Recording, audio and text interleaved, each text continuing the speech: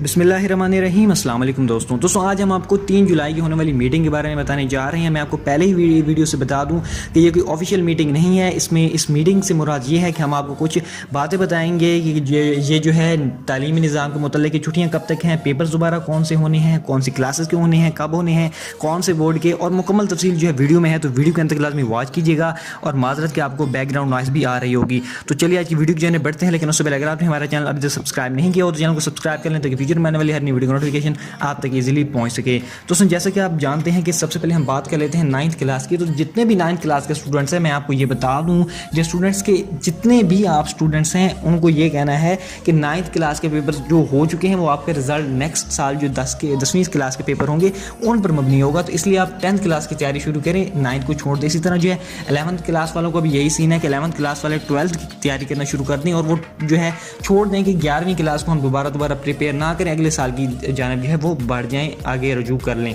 इसके अलावा दोस्तों 12th क्लास की बात करें तो 12th क्लास का भी मैंने जैसे कि आपको बताया था कि 12th क्लास के भी जो पेपर्स हैं वो हो सकता है लिए जाएं, वो सितंबर से अक्टूबर के दरमियान लिए जा सकते हैं, जबकि अगर कोरोना की नई एक लहर नहीं आती है। और जैसे कि आपको पता है कि कोरोना की एक नई लहर भी हो सकता है, अल्लाह माफ़ करे, वो आ जाए।